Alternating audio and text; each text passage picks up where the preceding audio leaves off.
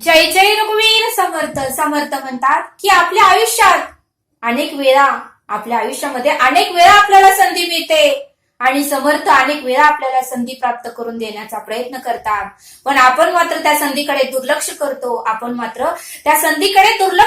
आणि म्हणून समर्थ म्हणतात की प्रत्येकाच्या आयुष्यामध्ये संधी येत असते. म्हणून समर्थ म्हणतात की प्रत्येकाच्या आयुष्यामध्ये संधी येत असते, पण आपण मात्र त्या संधीकडे दुर्लक्ष करतो आणि त्या संधीचा मात्र आपण सोनं करत नाही, असं समर्थांनी आपल्याला इथे सांगितलं. आणि म्हणून समर्थ म्हणतात की आपल्यामध्ये असणाऱ्या विचारामुळे, आपल्यामध्ये असणाऱ्या काळजीमुळे आणि आपल्यामध्ये असणाऱ्या टेन्शनमुळे आपण त्या संधीकडे दुर्लक्ष करतो, असं समर्थांनी आपल्याला इथे सांगितलं. समर्थ म्हणतात की आपल्यामध्ये असणाऱ्या विचारामुळे, आपल्यामध्ये असणाऱ्या काळजीमुळे आणि आपल्यामध्ये असणाऱ्या टेन्शनमुळे आपण त्या संधीकडे दुर्लक्ष करतो. आणि म्हणून समर्थ म्हणतात की आयुष्यामध्ये संधी एकदाच मिळते. म्हणून समर्थ म्हणतात की आयुष्यामध्ये संधी ही एकदाच मिळते. ती संधी पुन्हा दरवाजा वाजवत नाही, आणि म्हणून समर्थ म्हणतात की आपल्याला मिळालेल्या संधीकडे आपण काळजीपूर्वक लक्ष दिलं पाहिजे आणि त्या संधीचं आपण सोनं केलं पाहिजे, असं समर्थांनी आपल्याला इथे सांगितलं. आणि म्हणून समर्थ म्हणतात की ज्यावेळेस पाऊस पडतो त्यावेळेस मात्र सरकार त्या पावसाच्या पाण्याचा साठा, धरण बांधून त्या पावसाचा पाण्याचा साठा करतो. का तर वर्षभर पाणी शेतीला पुरावं, जनावरांना पुरावं, सर्व जीव जंतूंना पुरावं, म्हणून सरकार त्या पावसाचं पाणी धरण बांधून साठा करतो. आणि म्हणून समर्थ म्हणतात की संधी ही प्रत्येकाला मिळत असते, त्या संधीचं आपल्याला सोनं करता आलं पाहिजे, असं समर्थांनी आपल्याला इथे सांगितलं. आणि म्हणून समर्थ म्हणतात की एक लहान मुलगी होती आणि तिला मात्र काजू फार आवडत होते. आणि एका निमुळत्या भरणीमध्ये काजू भरलेली भरणी होती. एका त्या निमुळत्या भरणीमध्ये काजूने ती भरणी भरलेली होती.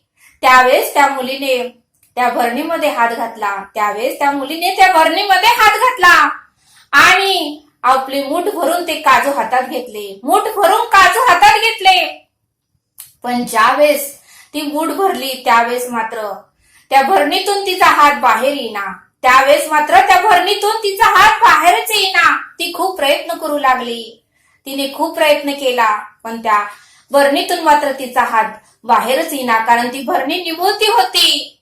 आणि ते सर्व प्रकार तिच्या आजीने पाहिला आणि आजी म्हणली, बाळा ते काजू तू हातातून सोडून दे, तुझा हात आपोआप बाहेर येईल. बाळा ते काजू आहे ते हातातून सोडून दे, तुझा हात आपोआप बाहेर येईल. त्यावेळेस त्या मुलीचा आपल्या आजीवर विश्वास होता आणि तिने ते काजू सर्व काही सोडून दिले. तिने आपल्या हातातील काजू सर्व काही सोडून दिले आणि भरणीतून तिचा सहजपणे हात बाहेर निघला. मग समर्थ म्हणतात की आपलंही तसंच आहे. आपलंही त्या काजू प्रमाणेच आहे. आपणही त्या काजूप्रमाणेच दुःख, राग, लोभ, क्रोध, मत्सर आणि जुन्या कडू आठवणी त्या काजूसारख्या आपणही धरून ठेवल्या आहेत. क्रोध, मत्सर, तिरस्कार आणि जुन्या कडू आठवणी हे आपणही त्या काजूसारख्या धरून ठेवल्या आहेत. आणि म्हणूनच समर्थ म्हणतात की त्या लहान मुलीसारखं तिनं जसं ते काजू सोडून दिले तसं आपणही त्या लहान मुलीसारखं हे सर्व सोडून दिलं पाहिजे. हे सर्व जर आपण सोडून दिलं तर या जगात सर्व काही आनंदच आनंद आहे. या जगामध्ये सर्व काही आनंदच आनंद आहे, असं समर्थ आपल्याला इथे सांगतात. आणि म्हणून समर्थ म्हणतात की आपल्याला संधी मिळते, पण आपल्यातील टेन्शनमुळे, आपल्यातील काळजीमुळे, आपल्यातील विचारामुळे आपण त्या संधीकडे दुर्लक्ष करतो. ती संधी आपल्याला बरंच काही देऊन जाते, पण मात्र आपण त्याच्याकडे दुर्लक्ष करतो, असं समर्थांनी आपल्याला ते सांगितलं. आणि म्हणून समर्थ म्हणतात की खारुताई नेहमी जे खाण्यासारख्या बिया असतात, जे काही तिला खाण्यासारख्या बिया असतात ती त्या शोधून काढते. त्या बिया ती शोधून काढते आणि ज्यावेळेस तिला भूक लागते त्यावेळेस ती खाते. पण तोपर्यंत त्या बिया ती कुठे ना कुठे तरी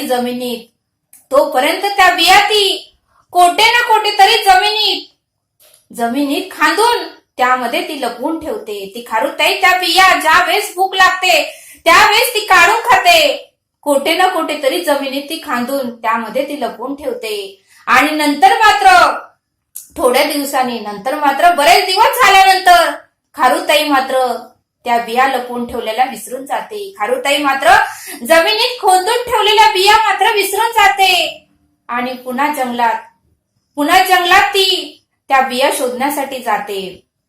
पण ज्या ठिकाणी त्या खारुताईंनी त्या बिया खोदून जमिनीत पेरलेल्या असतात, त्यावेळेस मात्र थोड्या दिवसांनी त्याचं वृक्ष तयार होतं. थोड्या दिवसांनी पाऊस पडला की त्याचं वृक्ष तयार होतं. आणि म्हणून समर्थ म्हणतात की पृथ्वीवर व जंगलात, म्हणून समर्थ म्हणतात की पृथ्वीवर व जंगलात 55% वृक्ष हे खारुताईमुळेच येतात. पृथ्वीवर व जंगलात 55% वृक्ष हे खारुताईमुळेच येतात. आणि म्हणून समर्थ म्हणतात की आपणही छान आणि उत्तम कर्म करायचे, आपणही छान आणि उत्तमच कर्म करायचे आणि पुढे जात राहायचं आणि त्या खारुताईप्रमाणे चांगली कर्म विसरून जायचं.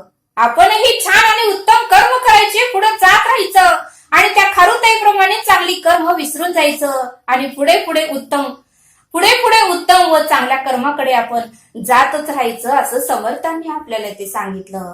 आणि पुन्हा त्या खारुताईप्रमाणे आपल्या प्रत्येक चांगल्या कर्मातून कोणासाठी तरी चांगले झालेले भविष्यात दिसतेच. त्या खारुताईप्रमाणे आपल्या प्रत्येक चांगल्या कर्मातून कोणासाठी तरी चांगले झालेले भविष्यात दिसतेच. बाकी तर हिशोब ठेवणारे परब्रह्मच आहेत. बाकी तर सर्व काही हिशोब ठेवणारे परब्रह्मच आहेत, असं समर्थांनी आपल्याला ते सांगितलं. आणि म्हणून समर्थ म्हणतात की आपण आपलं उत्तमाचं कर्म करत राहायचं, बाकीचा हिशोब परब्रह्म हे ठेवतोच, असं समर्थांनी आपल्याला ते सांगितलं. आणि म्हणून समर्थ म्हणतात की आयुष्यामध्ये संधी ही मिळालेली असते, त्या संधीचं आपण सोनं करून घेतलं पाहिजे, असं समर्थांनी आपल्याला ते सांगितलं. आणि हे समजून सांगण्यासाठी समर्थ आपल्याला एक बोध देतात. एक मोठ्या गावामध्ये एक मोठं मंदिर होतं. एका मोठ्या गावामध्ये फार मोठं मंदिर होतं आणि त्या मंदिरामध्ये बरीच लोक कामाला होती. पण ज्यावेळेस त्या मंदिरातील परमेश्वरात दर्शन घेण्यासाठी देश विदेशाचे सर्व लोक येत होते. ते एकदम मोठंच्या मोठं मंदिर होतं. त्यावेळेस मात्र त्या मंदिराच्या ट्रस्टनी निर्णय घेतला की या मंदिरामध्ये जे कोणी लोक कामाला आहेत त्या सर्वांना इंग्रजी आलंच पाहिजे. या मंदिरामध्ये जे कोणी कामाला आहेत त्या सर्वांना इंग्रजी आलंच पाहिजे. आणि त्या ट्रस्टीने हे कंपल्सरी केलं आणि सर्व कामगारांना बोलवून सांगितलं की तुम्ही लवकरात लवकर इंग्रजी शिकून घ्या, कारण या मंदिरामध्ये दर्शन घेण्यासाठी अमेरिका, फ्रान्स, जपान, लंडन या परदेशातले लोकही येतात आणि त्यांनी ज्यावेळेस प्रश्न विचारतात त्यावेळेस ते इंग्रजीमध्येच बोलतात. मग आपल्यालाही उत्तर त्यांना इंग्रजीमध्येच द्यावं लागणार. त्यामुळे सर्वांना कंपल्सरी इंग्रजी आलंच पाहिजे, असं त्या ट्रस्टीने सर्व कामगारांना सांगितलं. त्यावेळेस त्या मंदिरामध्ये घंटा वाजवणाराही एक व्यक्ती होता. त्या मंदिरामध्ये घंटा वाजवणारा सुरेश नावाचा एक व्यक्ती होता आणि तो 55 वर्षाचा होता. तो मात्र वयस्कर होता, 55 वर्षाचा होता. तो मात्र ट्रस्टीला भेटायला गेला आणि म्हणला, साहेब, माझं वय 55 आहे, मी फक्त पहिली शिकलेलो आहे, मला तरी काही इंग्रजी येणार नाही, माझं वयही झालेलं आहे आणि मी इंग्रजी शिकलं नाही तर चालेल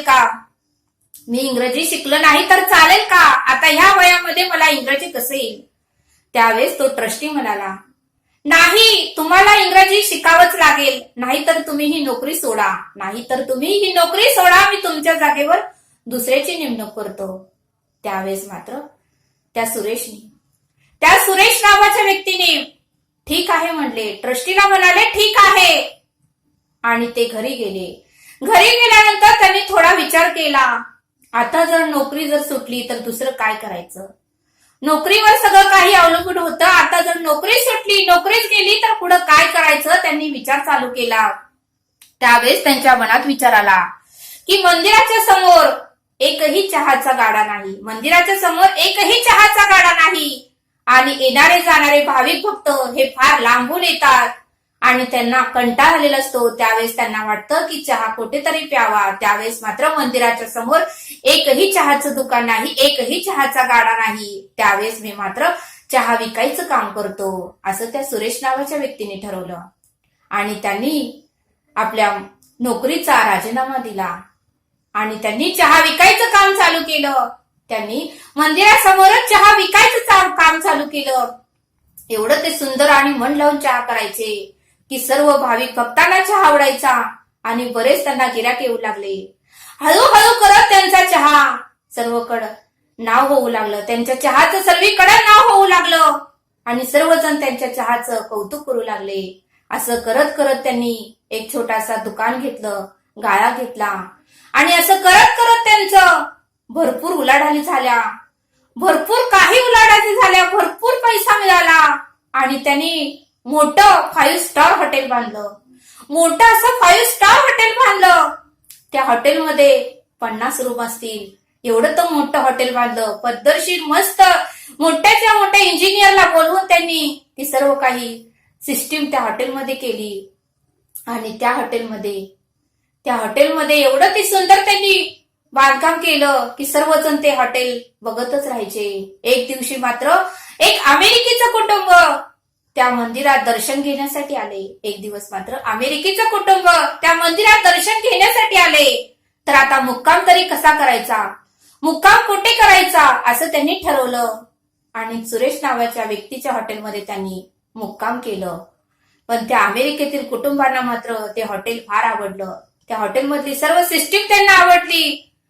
त्यांना खूप मस्त वाटलं. खोल्या सुंदर होत्या, सर्व काही हॉटेलमध्ये व्यवस्थापन सुंदर होतं, सर्व काही छान होतं. त्यावेळेस त्या अमेरिकेच्या व्यक्तीने ठरवलं की या हॉटेल मालकाला आपण भेटायचं, या हॉटेल मालकाला आपण भेटायचं आणि असंच हॉटेल आपणही अमेरिकेत काढायचं, असंच हॉटेल आपणही अमेरिकेत बांधायचं. आणि म्हणून त्या अमेरिकेतील व्यक्तीने हॉटेल मालकाला भेटायचं ठरवलं आणि एक दिवशी त्या दोघांचीही गाठ झाली. त्यावेळेस अमेरिकेचा व्यक्ती त्या सुरेश नावाच्या व्यक्तींना इंग्रजीमध्ये बोलू लागला. त्यावेळेस मात्र सुरेश नावाच्या व्यक्तीला काहीच कळेना आणि दुसरी त्यांच्यामध्ये एक व्यक्ती होती, ती मात्र संभाषण करून सुरेश यांना काही ते अमेरिकेतील लोक काय म्हणतील ते मराठीत त्यांना सांगत होते. आणि अमेरिकेतील व्यक्तीने सुरेश नावाच्या व्यक्तीला विचारलं की तुम्ही एवढ्या 10 मजली हॉटेलचे मालक आहात, एवढी सिस्टीम उत्तमाची केली, एवढे रूम छान आहेत, एवढं काही व्यवस्थापन छान आहे आणि तुम्हाला इंग्रजी येत नाही असं ते हॉटेल मालकाला बोलू लागले. त्यावेळेस मात्र सुरेश म्हणाले की अहो साहेब, तुम्हाला काय सांगू, ही मला मिळालेली संधीच आहे आणि त्याचंच मी सोनं केलं. आज मी जर इंग्रजी शिकत बसलो असतो तर आज मी 5 स्टार हॉटेलचा मालक झालो नसतो. आज मी जर इंग्रजी शिकत बसलो असतो तर आज मी 5 स्टार हॉटेलचा मालक झालोच नसतो, असं सुरेश नावाच्या व्यक्तीने अमेरिकेतील व्यक्तीला उत्तर दिलं आणि अमेरिकेची व्यक्ती तेथून निघून गेली. मग समर्थ म्हणतात की या कथेचा बोध आपल्याला काय म्हणतो, या कथेचा अर्थ काय सांगतात, तर की आपणही मिळालेल्या संधीचं सोनं करून घेतलं पाहिजे. जसं सुरेश नावाच्या व्यक्तीने 55 वर्ष होतं, त्यांना वाटलं की बाबा आपण आता इंग्रजी शिकू शकणार नाही आणि आपलं पहिलेही शिक्षण झालेलं नाही आणि आता इंग्रजी तर कंपल्सरी आहे. त्यावेळेस त्यांनी जो निर्णय घेतला की हॉटेल आपण छोटस चहाचा गाडा टाकावा आणि त्या गाड्यावरून त्यांनी 5 स्टार हॉटेल पर्यंत आपली प्रगती केली. त्यांना ती संधी दिली होती ईश्वराने आणि त्या संधीचं त्यांनी सोनं केलं. आणि म्हणून समर्थ म्हणतात की प्रत्येकाच्या आयुष्यात संधी येते, प्रत्येकाच्या आयुष्यामध्ये संधीचा दरवाजा ठोठवत असतो.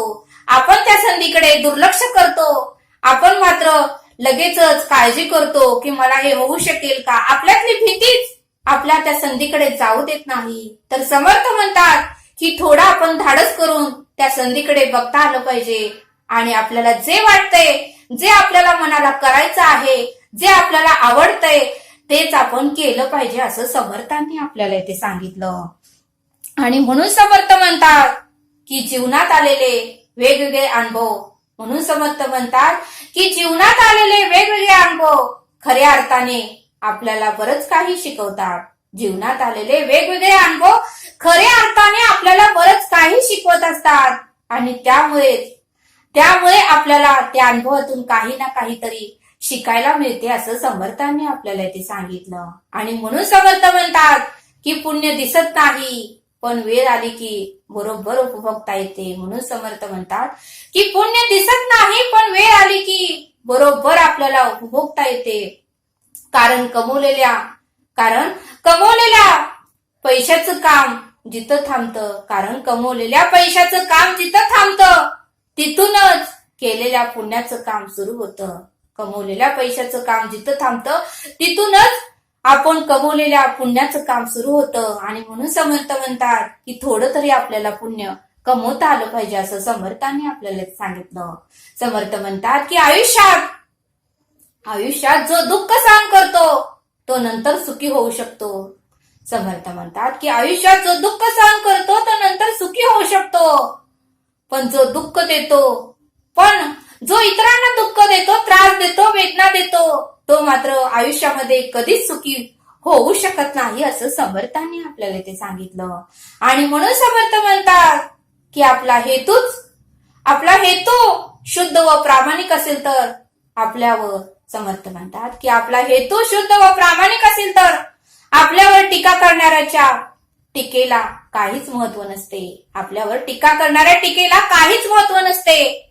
चांगल्या कर्माची फळं चांगलीच असतात. समर्थ म्हणतात की चांगल्या कर्माची फळं ही चांगलीच असतात. मुखातून गेलेले राम नाम, समर्थ म्हणतात की मुखातून केलेले राम नाम आणि निस्वार्थीपणे केलेले काम हे कधीही वाया जात नाही. मुखातून केलेले राम नाम आणि निस्वार्थीपणे केलेले काम हे कधीच वाया जात नाही. आणि म्हणून समर्थ म्हणतात की आपण अखंड त्या भगवंताचंही नामस्मरण केलं पाहिजे आणि आपल्या आयुष्यात आलेल्या संधीचंही आपण सोनं करून घेतलं पाहिजे असं समर्थांनी आपल्याला ते सांगितलं. आणि म्हणून समर्थ म्हणतात की एका पेट्रोल पंपावर कैलास नावाची व्यक्ती कामाला होती. एका पेट्रोल पंपावर कैलास नावाची व्यक्ती कामाला होती आणि पेट्रोल सोडायचं काम करत होती. एक दिवशी पेट्रोल पंपावर 90 लाखाची गाडी असणारा एक मालक पेट्रोल भरण्यासाठी आला. 90 लाखाची गाडी असणारा मालक तेथे पेट्रोल भरण्यासाठी आला. त्यावेळेस मात्र कैलासला आश्चर्य वाटलं आणि त्याने पेट्रोल भरायच्या ऐवजी गाडीकडेच 10 मिनिटं बघत राहिला. त्यावेळेस तो मालक खाली उतरला आणि म्हणाला, अरे तू काय पाहत आहेस? त्यावेळेस तो कैलास म्हणाला, नाही साहेब, एवढे दिवस मी इथे पेट्रोल भरायचं काम करतोय. गेले 3 वर्ष झालं मी पेट्रोल भरण्याचं काम करतोय. पण एवढी भारी गाडी मी आजच पाहिली. एवढी भारी आणि मस्त गाडी मी आजच पाहिली. सर, ही गाडी कितीची आहे? त्यावेळेस ते सर म्हणाले 90 लाखाची. त्यावेळेस मात्र कैलासला आश्चर्य वाटलं आणि तो म्हणाला, एवढी महाग गाडी तुम्ही कशी घेतली? त्यावेळेस ते सर म्हणाले की मी बिझनेसमॅन आहे, करोडोच्या बाळा उलाढाल्या आहेत, मग 90 लाखाची गाडी मी का नाही घेऊ शकत? त्यावेळेस मात्र कैलास ठीक आहे म्हणाला आणि त्याने गाडीत पेट्रोल भरलं. आणि ते सरांनी कैलासला आपलं कार्ड दिलं आणि त्याला म्हणाले की तू ही अशी गाडी घेऊ शकतोस. कैलासला म्हणाले की तू ही अशी गाडी घेऊ शकतोस, हे माझं कार्ड घे आणि तू मला भेटायला ये, मी तुला नोकरी देतो. हे कार्ड घे, तू मला भेटायला ये, मी तुला नोकरी देतो. आणि ते गाडीचा मालक तेथून निघून गेला. त्यावेळेस मात्र कैलासच्या मनात शंका येऊ लागल्या, विचार येऊ लागले की ह्यांचा काहीतरी वेगळाच बिझनेस असणार, ह्यांचा काहीतरी काळा पैसा असणार आणि हे मला त्यात अडकवतील, पोलीस मला पकडतील, असं त्याच्या मनामध्ये विचार येऊ लागले. ईश्वराने त्याला एक संधी दिली होती, पण त्या संधीचं कैलासने सोनं करून घेतलं नाही. त्याच्या मनात विचार येऊ लागले, वाईट विचार येऊ लागले की हे व्यक्तीचं बिझनेस नसेल, ह्यानं मला खोटं बोलत असेल, हा वेगळाच काहीतरी धंदा करत असेल, पोलीस मला पकडतील असा तो विचार करू लागला आणि त्याने त्या सरांनी दिलेलं कार्ड फाडून एका कचरा कुंडीत टाकलं. आणि हे सर्व संभाषण त्याच्या मित्राने ऐकलं. तोही तिथेच कामाला होता. हे सर्व काही बोलणं त्या मित्राने ऐकलं आणि तो मित्र जाऊन कचरा कुंडीत गेला आणि तेथे टाकलेले ते कार्ड त्याने 4 तुकडे केले होते ते गोळा केले आणि घरी जाऊन त्यानं ते सर्व काही चिटकवलं आणि त्याच्यावर त्या सरांचा नंबर होता. त्याच्या मित्राने त्या सरांना कॉन्टॅक्ट केला आणि त्या सरांनी त्या मित्राला बोलवून घेतलं आणि त्यावेळेस तो मित्रही त्या सरांना भेटायला गेला आणि त्या सरांनी त्या मित्राला जॉब दिला. आणि थोड्या वर्षांनी त्या मित्रानेही एवढी प्रगती केली आणि 90 लाखाची गाडी त्यानेही खरेदी केली. त्याच्याच बरोबर असणारा, त्याच्याच वयाचा असणारा आणि त्याच्याच ठिकाणी काम करणारा कैलासच्या मित्राने 90 लाखाची गाडी घेतली आणि त्याच पेट्रोल पंपावर कैलासचा मित्र पेट्रोल भरण्यासाठी गेला. त्यावेळेस कैलासने त्या गाडीत पेट्रोल भरलं आणि कैलासचा मित्र बाहेर आला. पण कैलासनं मात्र त्याला ओळखलंच नाही, कारण त्याचं राहणीमान एवढं सुधारलं होतं की कैलासला तो काय ओळखू शकला नाही. त्यावेळेस मात्र त्याचा मित्र म्हणाला, अरे कैलास, तू मला ओळखत नाही का? तुझ्या बरोबरच मी पेट्रोल भरायचं काम करत होतो. तू मला विसरलास का? तू मला ओळखत नाहीस का? त्यावेळेस तो म्हणाला, अरे पण तुझं राहणीमान एवढं कसं बदललं? खरंच मी तुला ओळखलं नाही. त्यावेळेस त्याचा मित्र म्हणाला, कैलास, खूप वर्षापूर्वीची गोष्ट आहे. ज्यावेळेस येथेच एक मालक 90 लाखाची गाडी घेऊन आला होता, त्यावेळेस तू त्याला विचारलं होतं की सर, ही गाडी कितीची आहे? त्यावेळेस त्या सरांनी सांगितलं की 90 लाखाची. त्यावेळेस तूही म्हटला की मी ही अशी गाडी घेऊ शकतो का? त्यावेळेस ते सर म्हणले, हो, घेऊ शकतो. आणि त्या सरांनी त्यांचं कार्ड तुझ्याकडे दिलं होतं आणि तुला नोकरीसाठी बोलवलं होतं. पण तू मात्र ते कार्ड फाडून कचरा कुंडीत टाकून दिलं. ते कार्ड मात्र फाडलंस आणि कचरा कुंडीत टाकून दिलं. आणि मी थोड्या वेळाने ते कार्ड गोळा केलं, ते तुकडे गोळा केले, घरी जाऊन चिटकवलं. त्या सरांशी कॉन्टॅक्ट साधला. त्यांनीही मला बोलवलं आणि मीही त्यांच्यासारखी प्रगती केली आणि त्यामुळेच मी ही गाडी घेऊ शकलो. आणि त्यावेळेस मात्र कैलासला वाईट वाटायला लागलं की आपण जर त्यावेळेस त्या सरांनी बोलवलं होतं त्यावेळेसच गेलो असतो तर आज आपल्याकडे ही 90 लाखाची गाडी असली असती, असं कैलासच्या मनात विचार येऊ लागले. मग समर्थ म्हणतात की संधी ही प्रत्येकाला मिळते. या कथेचा बोध असा आहे की प्रत्येकाला संधी मिळते. आपण मात्र त्या संधीचा फायदा करून घेत नाही. आपण मात्र काळजी करतो, विचार करतो, नाना तरे काढतो आणि आपण मात्र प्रत्यक्षात जाऊन कधीही बघत नाही. आपलं मनच आपल्याला वेगळं विचार करायला भाग पडतं आणि आपण त्या संधीचं सोनं करून घेत नाही आणि मग परत आपल्याला पश्चाताप होतो. आणि म्हणून समर्थ म्हणतात की संधी ही प्रत्येकाला मिळत असते. त्या संधीचं आपल्याला सोनं करता आलं पाहिजे, असं समर्थांनी आपल्याला इथे सांगितलं. समर्थ आपल्याला एक श्लोक सांगतात, बरी स्नान संध्या करी एकनिष्ठा, विवेके मना आवरी स्नान भ्रष्टा, दया सर्वभूती जया मानवाला, सदा प्रेमळू भक्ती भावे निवाला. या श्लोकाचा अर्थ समर्थ सांगतात की स्नान संध्यादी स्वधर्म कर्म आणि श्रद्धापूर्वक एकनिष्ठेने आचरावी. सातत्याने विषय चिंतन करणाऱ्या म्हणजेच त्या मनाला विवेकाने आपण आवर घातलं पाहिजे. सातत्याने विषय चिंतन करणाऱ्या त्या मनाला आपण आवर घातलं पाहिजे. आणि ज्याच्या मनात सर्व भूताविषयी दया आहे, ज्याच्या मनात सर्वांविषयी दया आहे, भगवत भाव आहे, नित्य तो प्रेमळ आहे, दयाळू आहे, मायाळू आहे, मनुष्य भक्तिभावाने शांत चित्तच होतो आणि तो मनुष्य आयुष्यामध्ये समाधानच पावतो. असा या श्लोकाचा अर्थ समर्थांनी आपल्याला इथे सांगितला. तरी आता आपण येथेच थांबूया. भेटूया पुढील भागात. धन्यवाद. जय सद्गुरु.